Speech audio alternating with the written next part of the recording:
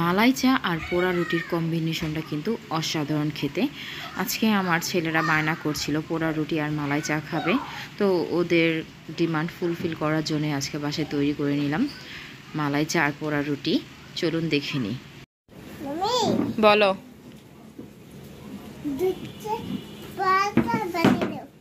দুধ চা আর পোড়া রুটি, আচ্ছা ঠিক আছে। রান্না করে দিব, আচ্ছা ঠিক আছে। না দিব না, আচ্ছা আচ্ছা ঠিক আছে ঠিক আছে।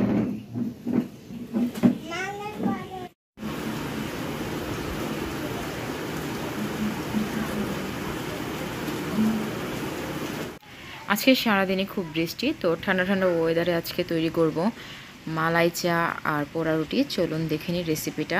এখানে আমি 1 লিটার দুধ নিয়েছি। দুধটা ভালো করে ফুটিয়ে জাল করে নিচ্ছিলাম। তো এরকম উপরে দুধের সরটা পড়ে গেছে একটু ভারী হয়ে, এই দুধের সরটা আমি তুলে রাখবো। তো এভাবে কয়েকবার দুধের সরটা তুলে রেখে তারপর দুধটা একটু ঘন করে জাল দিয়ে নেব। দুধের সর কিন্তু বাচ্চাদের জন্য খুব উপকারী। তো আমি প্রায় সময় এই দুধের সরগুলো জমিয়ে আমার বাচ্চাদের জন্য ঘি বানিয়ে দিই বা এভাবে খাওয়াই, মানে ওরা খুব পছন্দ করে, আমারও খুব ভালো লাগে।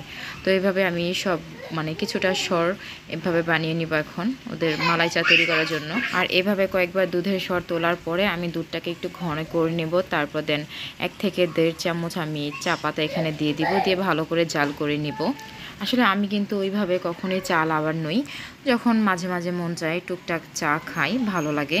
আমার ছেলেরও মাঝে মাঝে খায়, ওরাও খুব পছন্দ করে। আমি বা আমার ছেলে, আমার হাজব্যান্ড, আমরা কন্টিনিউ কখনোই চা খাই না, আমরা অতটা চা লাভার নই। তাও মাঝে মাঝে কিন্তু এরকম ঠান্ডা ঠান্ডা ওয়েদারে একটু ট্রাই করাই যায়। আর প্রায় 5 মিনিট ধরে আমি এটাকে জাল দিব। আপনারা চাইলে চা পাতা আর একটু বেশিও দিতে পারেন, এটা যার যার টেস্ট বারের উপর নির্ভর করবে।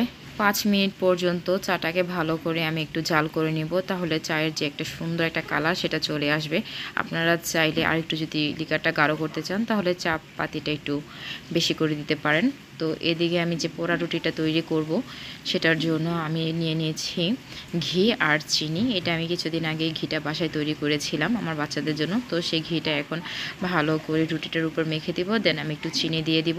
তারপরে এটা আমি একটু আগুনে একটু সেঁকে নিব বা পুড়ে নিব, তাহলে কিন্তু পোড়া রুটি হয়ে যাবে। আগে যখন ছোট ছিলাম আমার আম্মুর কাছে বিভিন্ন ধরনের খাবারে বায়না করতাম। বৃষ্টি আসলে আম্মু খিচুড়ি খাবো, এটা খাবো, ওইটা খাবো, তো আম্মু সব কিছু বানিয়ে দিত। এখন আম্মু নেই, আসলে বলার মতো কেউ নেই যে কেউ কোনো কিছু আমাকে বানিয়ে দেবে। খেতে ইচ্ছা করলে নিজের খাবার নিজেকে আমার তৈরি করে নিতে হয়। আর আমার বাচ্চারা এখন ডিমান্ড করে, তো আমার আম্মু যেভাবে আমাদেরকে বানিয়ে দিত, তো আমিও ট্রাই করি আমার বাচ্চাদেরকে ওইভাবে কিছু কিছু বানিয়ে খাওয়ানোর জন্য। আমার খুব ভালো লাগে। আমার আম্মু আমাদেরকে রান্না করে খাওয়াতে খুব বেশি ভালোবাসতো, তো আমিও সেটাই আমার বাচ্চাদেরকে বিভিন্ন ধরনের খাবার ট্রাই করাতে বা রান্না করে খাওয়াতে আমি খুব পছন্দ করি। আমার আম্মু যখন বেঁচে ছিল তাকে কিছু একটা বললে সে সাথে সাথে আমাদেরকে বানিয়ে দিত। তো আমি সেটাই ট্রাই করি যে আমার বাচ্চারা কিছু চাইলে ওদেরকে সাথে সাথে সেটা বানিয়ে দেওয়ার জন্য।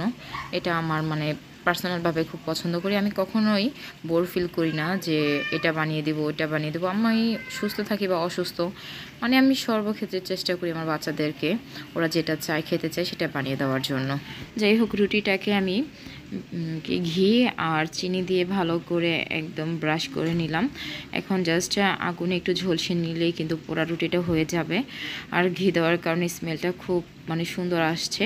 আর এরকম চিনি দেওয়ার কারণে কিন্তু একটু পোড়াটা একটু তাড়াতাড়ি আসবে। আপনারা চাইলে সাথে কনডেন্স মিল্ক কিন্তু অ্যাড করতে পারেন। আমি আর আছে কনডেন্স মিল্ক অ্যাড করিনি, জাস্ট ঘি আর চিনি দিয়েই এটা এখন আগুনে একটু ঝলসে নেব। এটা যখন আগুনে ঝলসাচ্ছিলাম তখন কি সুন্দর একটা ফ্লেভার আসছিল, পোড়া একটা ফ্লেভার, ঘিয়ের চিনির সব কিছুর ফ্লেভারটা মনে হয় আমার কাছে এক হয়ে গেছে। গ্রানটা খুবই সুন্দর আসছিল। তো এভাবে দোনো রুটি আমি একটু ঝলসে নিব আগুনে, তাহলে খেতে খুব মজা লাগবে মালাই চায়ের সাথে। এভাবে আমি 2টা রুটি একদম সুন্দর করে ঝলসিয়ে নিয়েছি, একটু পোড়া পোড়া করে। আর অন্যদিকে চাটাও হয়ে গেছে। এখানে 2 কাপ চা বানাবো, তো সেজন্য আমি পরিমাণ মতো একটু চিনি দিয়ে নিয়েছি। আর এখন একটু যে দুধের শটটা রেখেছিলাম উপরে তুলে, সেই শটটা দিয়ে দিব। সাথে একটু ঘিও দিয়ে দিয়েছি। আমার বাচ্চারা ঘিয়ের স্মেলটা খুব পছন্দ করে, সেজন্য শরের উপরে একটু ঘি দিয়ে দিয়েছি।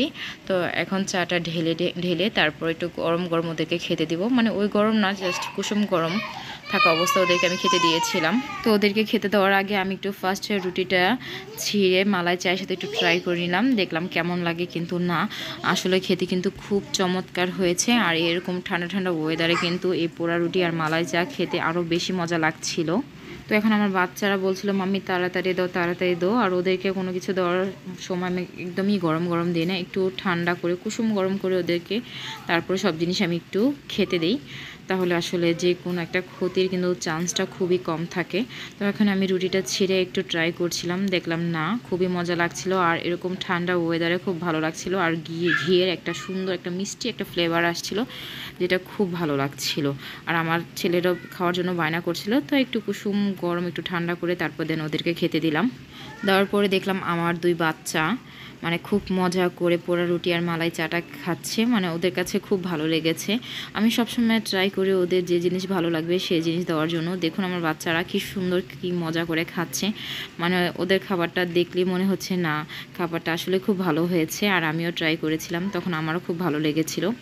তো আবিদ খুব মজা করে খাচ্ছিল, আজানও একটু একটু ট্রাই করছিল। মানে ওরা খুব খুশি হয়েছে, ওদেরকে আজকে এটা বানিয়ে দিয়েছি এই কারণে।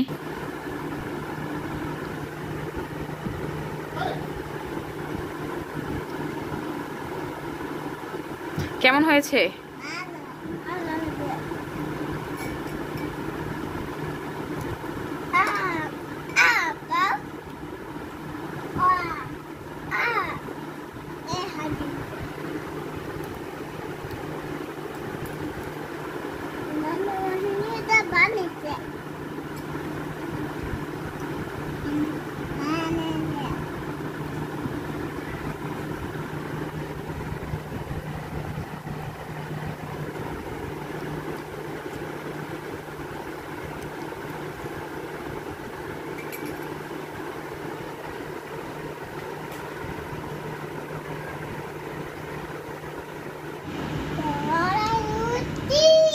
হ্যাঁ, খাও খাও।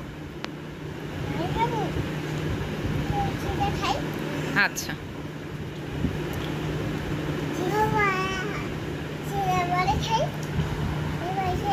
আচ্ছা, ঘোড়ায় খাও।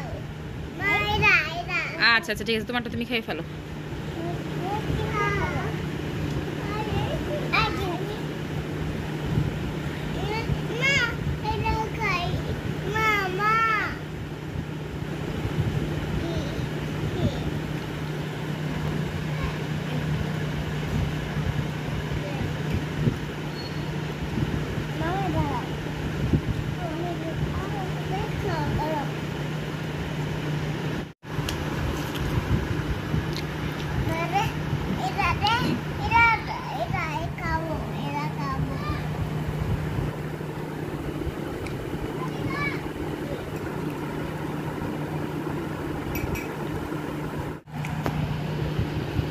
সবাইকে বলো লাইক করতে, এভাবে বলো।